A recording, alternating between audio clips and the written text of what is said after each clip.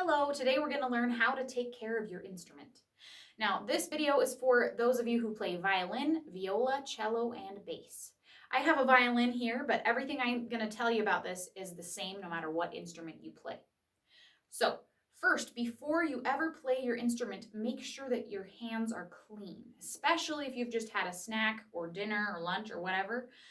If you come and play your instrument with food and sticky stuff on your fingers, we really don't want to do that because we can't clean these instruments with soap and water. There's a very special way we have to clean them. So if they get really dirty, it's tricky to clean them, and they get kind of gross. So make sure that your hands are clean every time you play your instrument.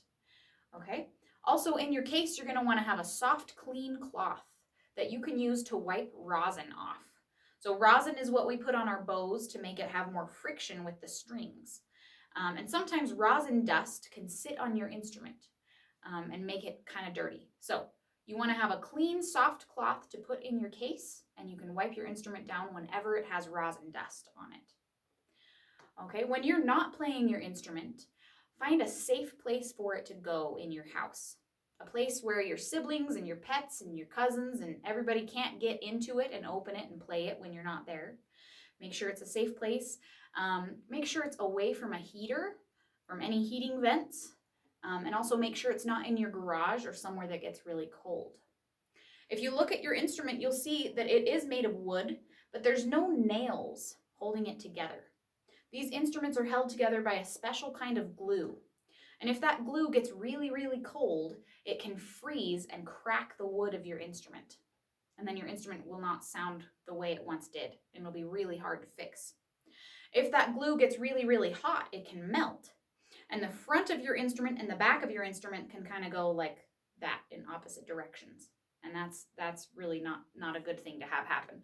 So, this being said, make sure that you never leave your instrument in your car, because cars make the temperature even more dramatic, right? If it's a hot day, the inside of your car is even hotter than it is outside, and your instrument can possibly melt. If it's a cold day, your car might be colder than it is outside, and your instrument can crack.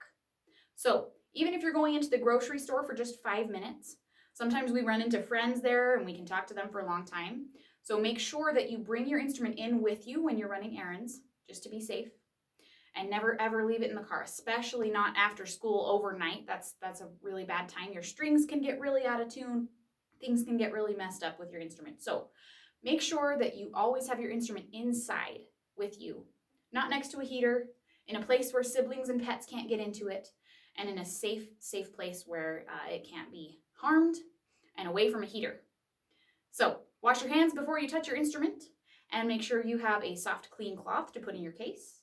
And let me know if you have any questions. Thanks.